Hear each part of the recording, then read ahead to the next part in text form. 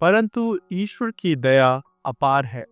उसकी कृपा ने आप लोगों का उद्धार किया। मधुरिम सुप्रभात मेरे प्रिय भाइयों बहनों, युवा साथियों और प्यारे बच्चों। आज मैं टीम ट्रिनिटी क्रॉनिकल्स के तरफ से आपका वंदन और अभिनंदन करता हूं।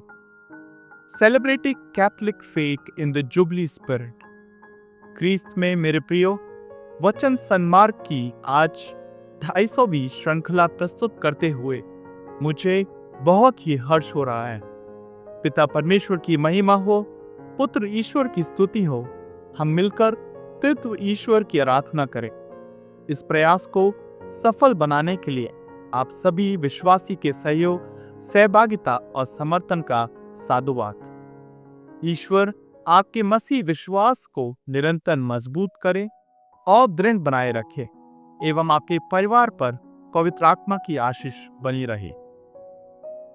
पुनः स्वागत है आप सबों का इस प्रातः बेला में ट्रिनिटी क्रॉनिकल्स के वचन सन्मार्ग के इस श्रृंखला में।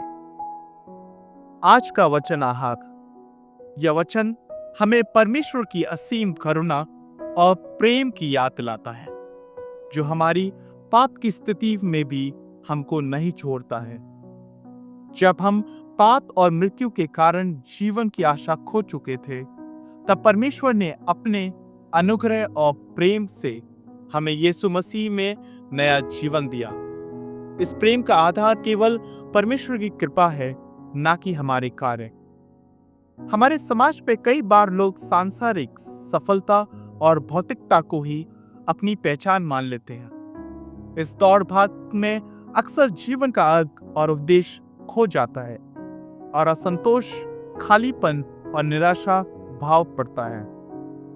यूहन्ना का सुसमाचार अध्याय 3 पद संख्या 16 में हमें प्रभु यीशु हमें बताते हैं कि परमेश्वर ने अपने प्रेम का सबसे बड़ा प्रमाण अपने इकलौते पुत्र यीशु मसीह के बलिदान के रूप में हमको दिया, जो हर किसी को जीवन और उद्धार प्रदान करता है। यूहन्ना अध्याय 10 पद संख्या 10 में वचन का सार ने हमें न केवल उद्धार का मार्ग दिया, बल्कि भरपूर जीवन का वादा भी किया, जो केवल उसके प्रेम और अनुग्रह से संभव है। रोमियो अध्याय 5 पद संख्या 8 यह वचन बताता है कि परमेश्वर का प्रेम हमारे कार्यों पर आधारित नहीं, बल्कि उसकी असीम कृपा पर निर्भर है। आज का एफेसियों अध्याय 2 पद संख्या 4 और 5 और सुसमाचार के यह वचन आज की दुनिया में हमारे लिए एक अद्भुत आशा का संदेश है।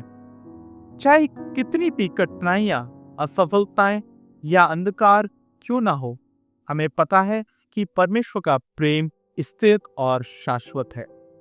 उसकी अनुग्रहपूर्ण दृष्टि में हम हर परिस्थिति में नई शुरुआत कर सकते हैं।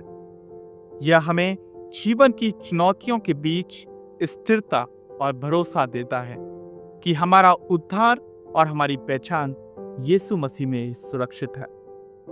क्या आप मेरे साथ इन वचनों को, जो जीवंत और शाश्वत हैं, पर पूर्ण विश्वास करते हैं?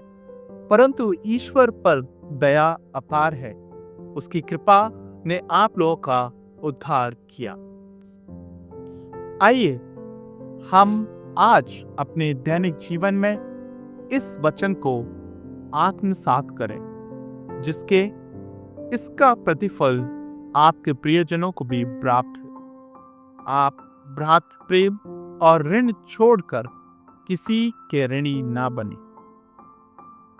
अगर हमारा यह संदेश आपको अच्छा लगा और अगर यह वचन आपके दिल को छू लिया, तो निवेदन करते हैं कि आप अपने प्रियजनों के साथ और अन्य डिजिटल प्लेटफॉर्म पर इसको शेयर करना ना भूलें। आपका दिन शुभ, सफल और खुशियों से भरा हो एवं आपका और आपके प्रियजनों का जीवन स्वर्गिक आशीषों और प्रभु के आध्यात्मिक परिवेश के संपर्क में हमेशा बना रहे। यही मंगल कामना हम आपके और आपके प्रियजनों के लिए करते हैं। शुभ दिवस।